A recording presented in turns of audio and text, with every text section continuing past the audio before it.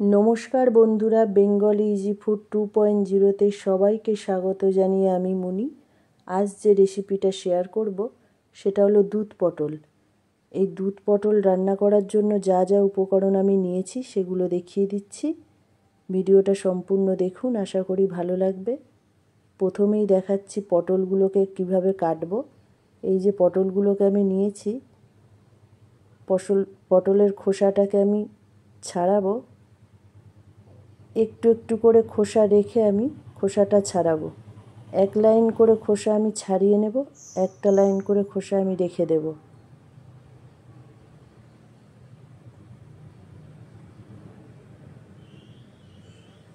এরপরে লম্বালম্বিভাবে আমি 4 খণ্ড করে দেব।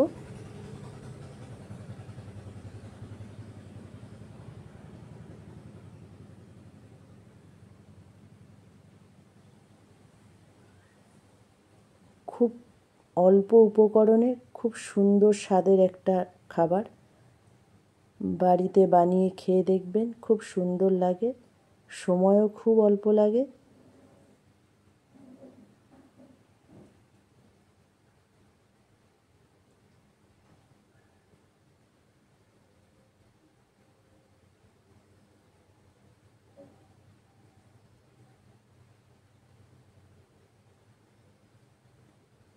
এটা সম্পূর্ণ নিরামিষ।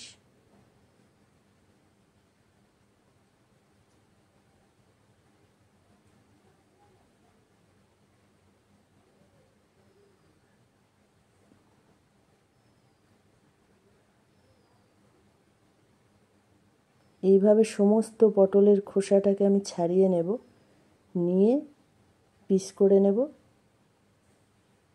দেখুন পটলগুলো কাটা আমার হয়ে গেছে। এরপরে আমি বাটা মশলাগুলোকে বেটে নেব।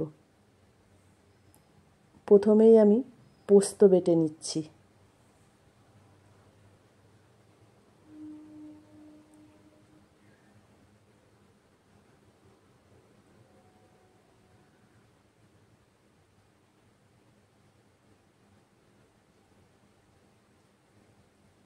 নিরামিষ রান্নায় পোস্ত দিলে খুব ভালো লাগে খেতে।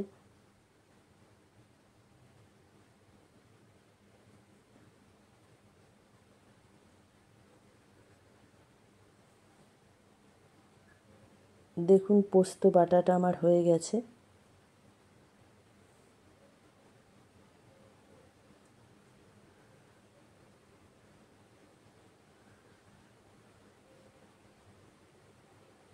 এরপরে সর্ষে আর কাঁচা লঙ্কাটাকে বেটে নেব।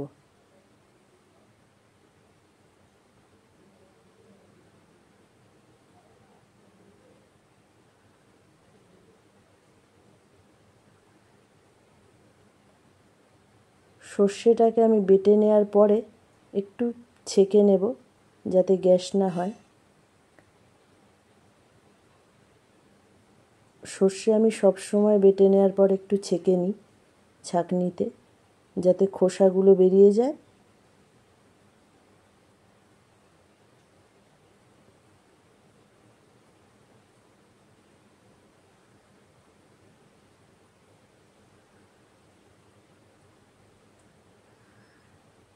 সর্ষে বাটাটা আমার হয়ে গেছে।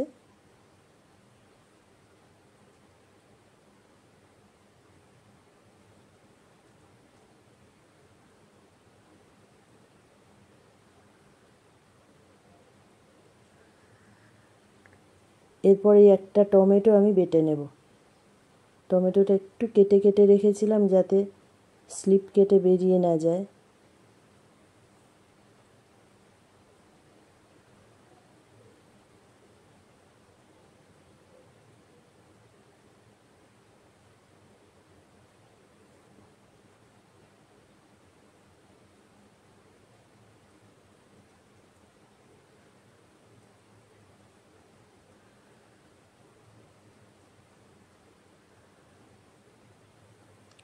টমেটোটাও বাটা আমার হয়ে গেল।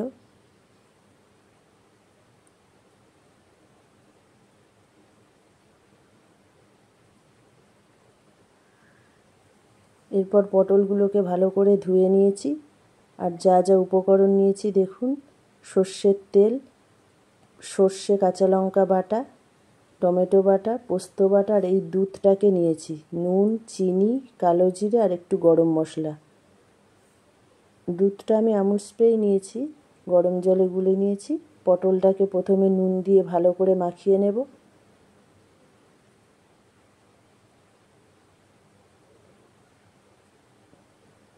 গ্যাসটা জ্বালালাম, কড়াটাকে বসালাম। কড়াটা খুব ভালো করে গরম হলে সরষের তেলটা দিচ্ছি। তেলটাকেও খুব ভালো করে গরম করব। গরম আমার হয়ে গেছে। এরপরে পটলগুলোকে ভালো করে ভেজে নেব। পটল ভাজা হয়ে গেছে।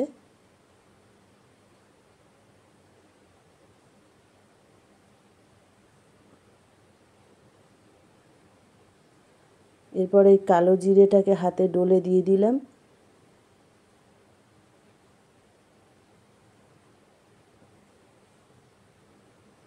সর্ষে আর কাঁচা লঙ্কা যেটা আছে প্রথমেই আমি সেটাকেই দিয়ে দিচ্ছি।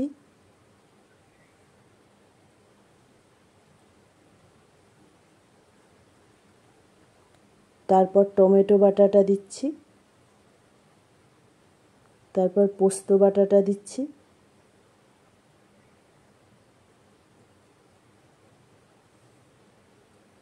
নুন দিলাম স্বাদ মতো,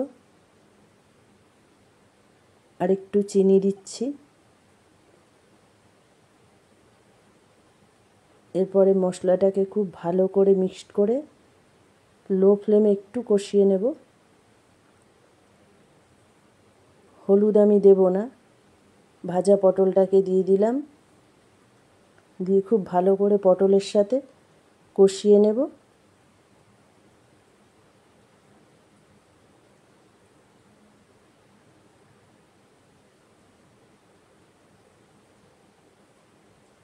এরপরে ওই দুধটাকে আমি দিয়ে দিলাম। দুধটাকে দিয়ে খুব ভালো করে মিক্সড করে নেব। দিয়ে একটু চাপা দিয়ে দেব। 10 মিনিট মতো চাপা দিলাম। তারপরে চাপাটা খুললাম, দেখুন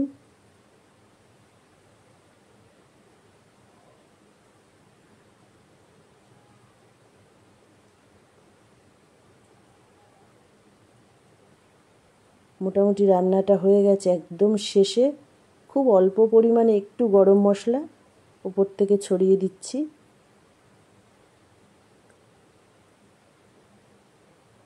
দিয়ে হালকাভাবে একটু মিশিয়ে নিচ্ছি।